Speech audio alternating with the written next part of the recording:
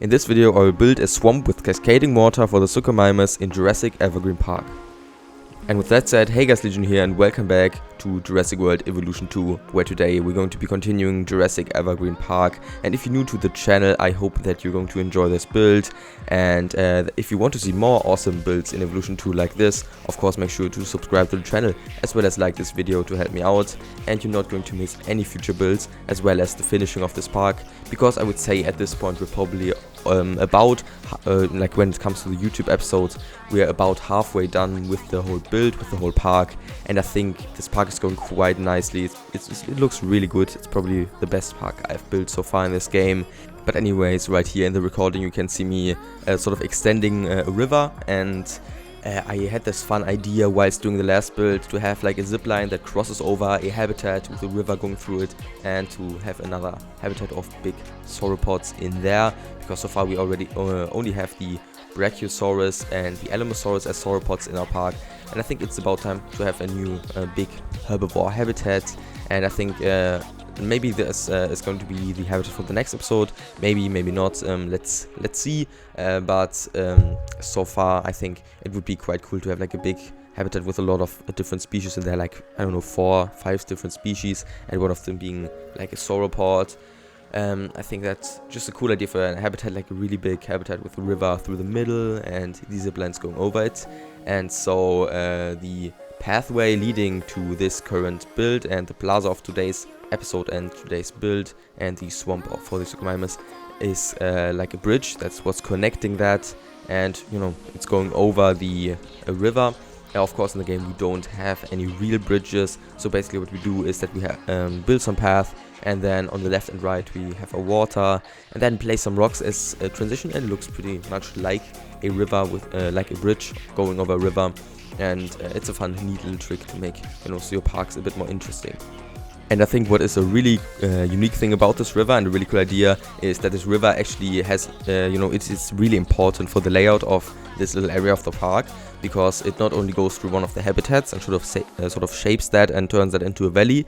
It also, you know, as I already said, forces one of the pathways to be a bridge, but it also splits off. It sort of separates the plaza. And you have to go over another bridge to look to get into the viewing area for the SUCHOMIMUS habitat. And then also out of that little split of the river, there's another little section coming off of that, and that actually goes into the SUCHOMIMUS habitat and is one of the pools that is cascading downwards. Probably some of you guys have already seen the cascade build by Jurassic Tom. That was a really cool idea. I remember recreating that in one of my older parks. So yeah, I think that's just such a cool idea, and I've probably built that like a couple of times now, and I want to do something similar right here.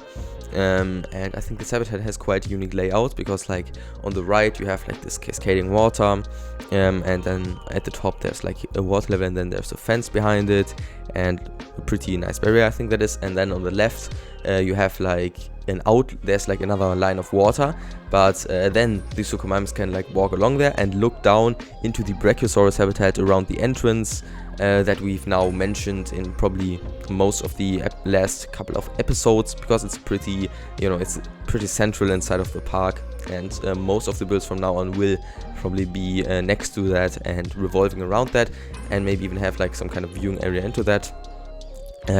So if you guys, you know, if you are new to the channel and if you don't know what I'm talking about with this Brachiosaurus build, basically in the middle of our park there's the entrance, and that is surrounded by a lot of water, and around that we have the Brachiosaurus habitat, and then the park basically loops around that Brachiosaurus habitat and then comes back to the entrance. So we have a nice looping park, and sort of the Brachiosaurus habitat is the heart of the park, you could pretty much say.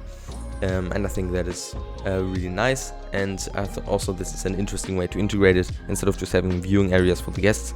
Now sort of the dinosaurs can look at each other maybe. Yeah, and the SUCHOMIMUS I also chose for this episode. I could have chosen maybe like the Dinokairos, or maybe even the Spinosaurus, since this habitat is pretty big, but I personally really love the SUCHOMIMUS in this game. It's for sure in my like top 5 species. It's probably like, yeah, it's for sure one of my favorite species in this game. It looks really good. And personally in real life, my actual favorite dinosaur is the Baryonyx. but I just quite don't like the design from Fallen Kingdom. It looks really too much like a crocodilian to me, and I really like the regular baryonyx, like how it was in real life, and it's like my favorite dinosaur. And the SUCHOMIMUS in Jurassic World Evolution actually looks pretty similar to a like paleo-accurate baryonyx, of course, because the SUCHOMIMUS and baryonyx were quite similar animals.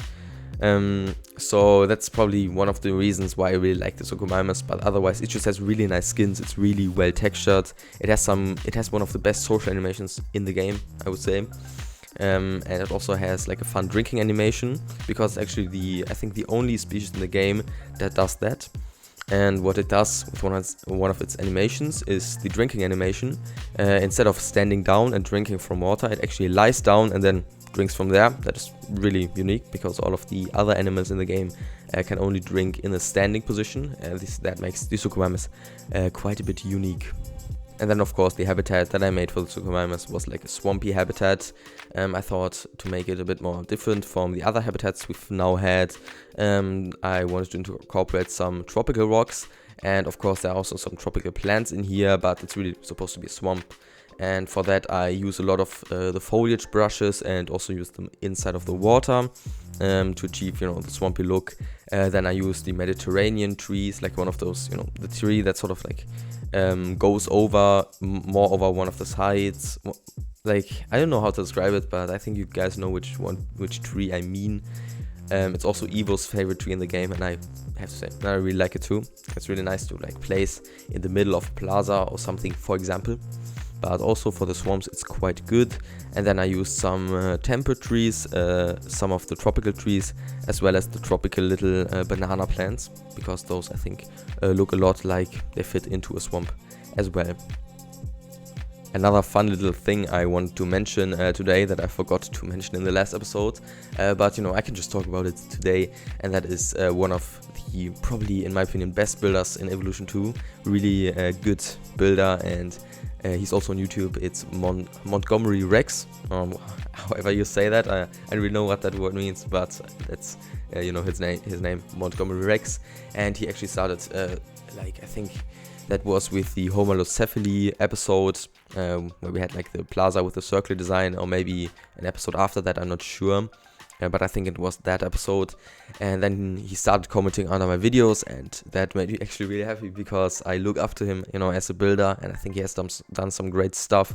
He builds a lot of parks. He's like, that's crazy. He has already built like 20 something parks in Evolution 2, and complete ones at that. And I'm barely scratching that number. I've only got a couple completed parks, and then I've got some other, almost completed parks in this game. I'm not really that good at completing parks, believe it or not. But now I have to say that now that my building skill, I would say, has improved quite a bit. I've sort of got like my own way of building and going about parks, I would say, and that is that I sort of built in this YouTube episode order, kind of, and I actually started doing that before actually doing YouTube. And that I always just build like one area really detailed and build like a habitat there and stuff, and then I stop, and then I move on to the next area, instead of like planning the whole park in advance and like planning bigger areas and then filling them out. I usually just go one really detailed area at a time, and that's just the way that I build. And yeah, I feel like now that I've achieved that sort of state of building, I'm becoming better at completing parks, and I feel like I'm completing most of my parks nowadays. And Montgomery Rex, actually, he saw that planter technique I like using. If you don't know what that is like using the mortar walls and also the other little concrete barriers in the game to create some kind of shape. And then inside of that you basically put the tropical fern plants, and then it looks like some sort of planter, and you can shape it however you want. You can put it wherever you want, and I think it's a really cool technique. It's sort of inspired by Python, I would say, or maybe even a bit more inspired by Python. He did that like in some areas around the fence, or in the middle of his path in his Pennsylvania park, which is really amazing, and you guys should also check that out. And Montgomery Rex also started using that technique, and he found that through my channel, and I thought, that's really cool, you know, that we have this community with Evolution 2 where we like find different building techniques and tricks and we share them with each other. And I thought I might do like a video where I show like 5 or maybe even 10 like awesome building tricks to really spice up your parks, because I think I have some quite nice ones. And I think one of them I haven't even shared yet on YouTube because that was built off screen and it's actually in this park. So yeah, stay tuned for that, and yeah, see you guys then later in that video, I guess. I think I'm going to be doing that because I'm actually sort of, you know, running out of inspiration for the moment being, you know, with this park. I think I'm going to do like a little break with this park right here and then come back later. And I'm not going to stop this park. I'm just going to do a little pause and then continue it later. And that actually has helped. I've done it with don't speak German. I've done it with a couple of parks so far, and that really helped me to complete them and make them look awesome throughout. And I don't want to have the end of the park, you know, be sort of not as good as, you know, the park has been so far. But would you look at that, we're actually getting really, really close to the start of the cinematics of this episode, and we're going to start out with a shot of where this area of the park sort of lies and where it connects with the rest of the park. Yeah, so just so you guys, you know, get a better idea of where this build is and of the layout of the park. So if you guys enjoyed, of course, leave a like and comment something. Maybe you're going to comment what your favorite dinosaur in the game is, since I told you what your favorite dinosaur IRL is, I mean, because I told you about the SUCHOMIMUS and how I love the baryonyx in real life. So yeah, I think the cinematics are already playing, so you guys enjoy the rest of them. See you guys in the next one. Stay tuned for the next video, and bye bye.